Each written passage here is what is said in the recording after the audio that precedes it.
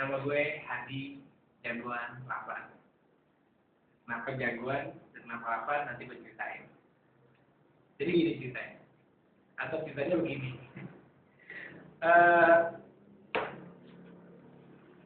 Jagoan itu filosofinya adalah kita terlahir sudah mengalahkan jutaan sel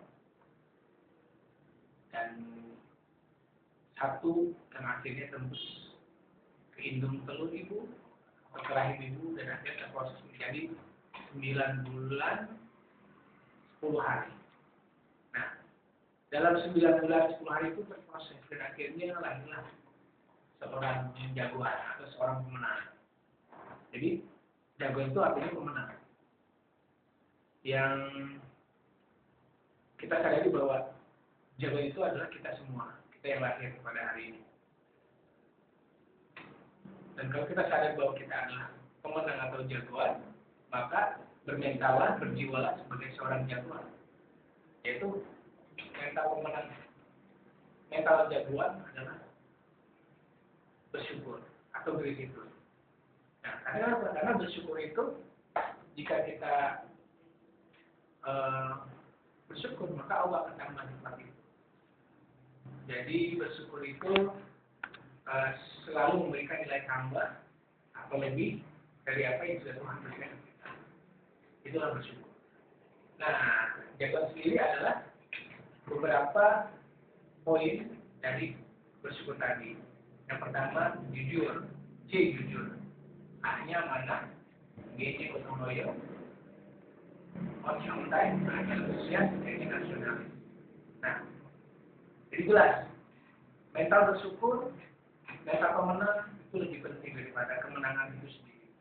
Maka mulai hari ini berjiwalah, bermentalah sebagai seorang jagoan atau bersyukur, yaitu selalu memberi nilai tambah lebih dari apa yang sudah Allah Tuhan berikan kepada kita.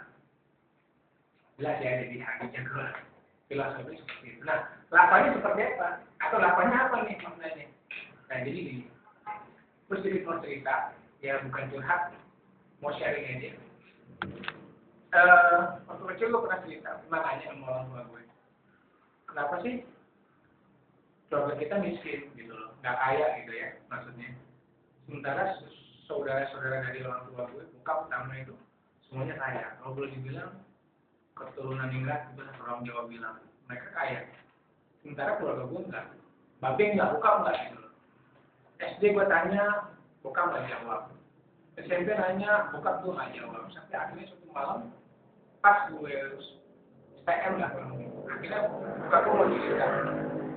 Jadi, tapi ini pun benar dengan berat hati bokap gue cerita. Tapi bokap gue bilang kalau ayah cerita kira-kira Mas Hadi sanggup nggak atau bisa nerima nggak kondisi apa kenyataan. Ya gue pikir gue siap terima apapun itu karena gue yakin semua baik dan ada hikmahnya.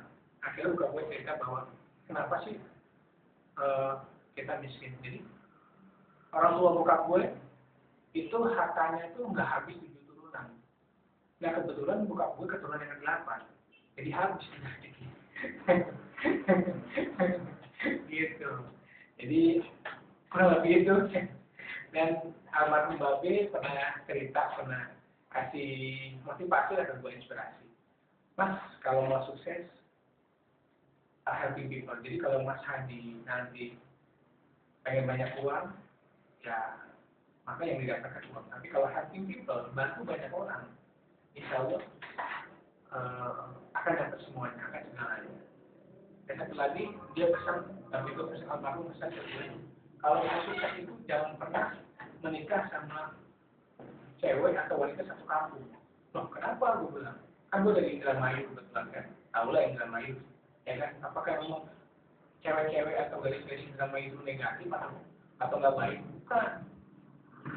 Jadi kalau kamu nikah sama orang satu kampung, bayangin kamu akan lemes, kamu akan repot, satu kampung kamu nikahin. Jadi cukup satu aja gitu kan. Jadi jangan satu kampung. Jadi ini cukup satu maksudnya, bukan sekampung gitu ya. Nah satu. Nah, oh jadi satu aja, iya satu. satu di Belanda, satu di Inggris, satu di Jepang, satu di Indonesia, yang kedua enggak. Jadi satu ya, satu itu ya satu untuk selamanya. Insya Allah kita lanjutkan. Dan ya memang banyak pelajaran yang gue dapat dari almarhum Babe ya. Babe buat gue inspirasi banget. Bokap gue ya motivator lah buat hidup gue. Dan gue yakin dan yang gue inginkan dan cita-cita gue adalah salah satu impian gue adalah bokap gue, orang tua gue bangga memiliki anak seperti itu. Itu yang gue harapkan. Berarti kan gue hari ini memantaskan diri untuk menjadi anak yang bisa dibanggakan ke orang tua. Seperti itu. Jadi ya itu sekilas tentang Khadijah gue lakukan. Nah, gue belum lama habis searching ya di Google. Gue emang suka yang namanya kesehatan. Dan luar biasanya, gue kaget.